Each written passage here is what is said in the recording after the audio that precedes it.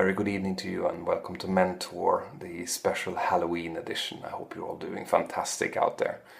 So you might ask yourself, what could MenTour possibly have to say in the area of Halloween specials? Well, it turns out that the airline business itself is not lacking when it comes to ghost stories. In fact, some stories coming out of my own airline is back in the day when we used to fly the 737-200. We had bought quite a few 200s coming from different airlines before us, so we didn't buy them new, but they came with a history.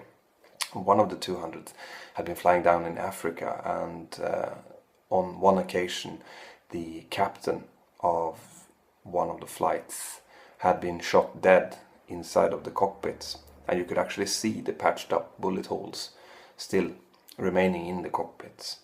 And towards the end of its service life, we had problems with cabin crew refusing to fly that particular aircraft because there were strange things happening, like overhead bins opening by themselves, boilers inexplicably starting, things moving when they shouldn't be.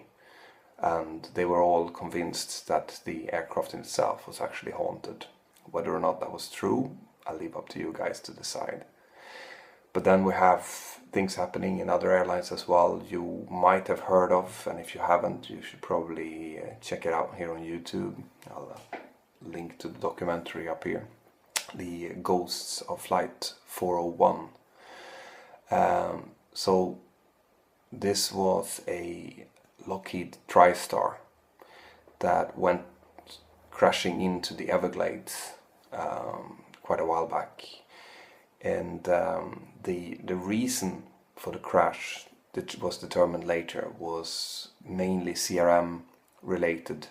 It was one of those accidents that actually spiked the interest of CRM training throughout the world.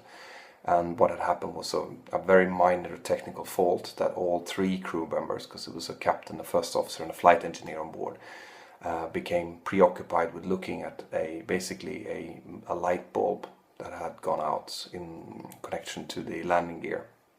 And they failed to recognize that the autopilot had stopped following in altitude hold mode, and it was actually descending by itself into the Everglades. And when they realized it was too late, and the aircraft crashed into the Everglades, and 101 people perished, among them the entire flight crew. That in itself didn't involve any ghosts. However, because the aircraft crashed into the Everglades, it was actually fairly intact, as in the part of the aircraft that wasn't smashed was fairly intact, which meant that the airline could salvage some of the parts and replace them into their existing fleet of TriStars. And it was when they did that things started happening. So in the aircrafts that were fitted with parts from the perished Flight 401,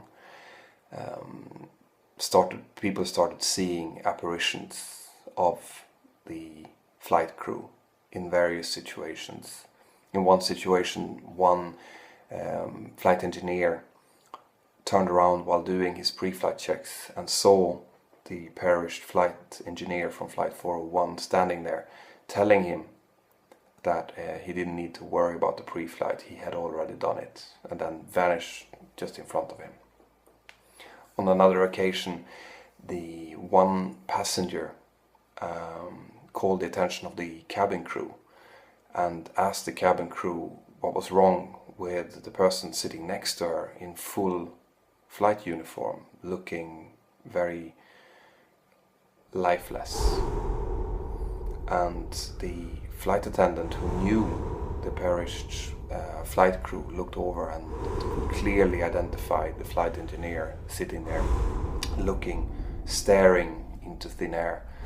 And as they were looking at him, so this is two witnesses looking at the same thing, the apparition just vanished, disappeared into thin air, and there was no one sitting in the seat anymore.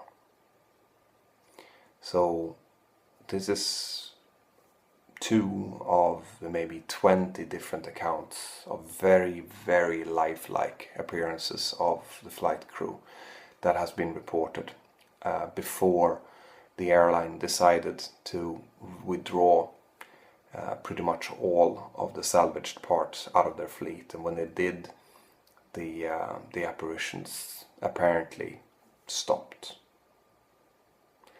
So as you can see, there's always reason to have a Halloween special, even when it comes to airline business. I hope you're all doing fantastic out there and that you have a great Halloween evening. For now, see you next time.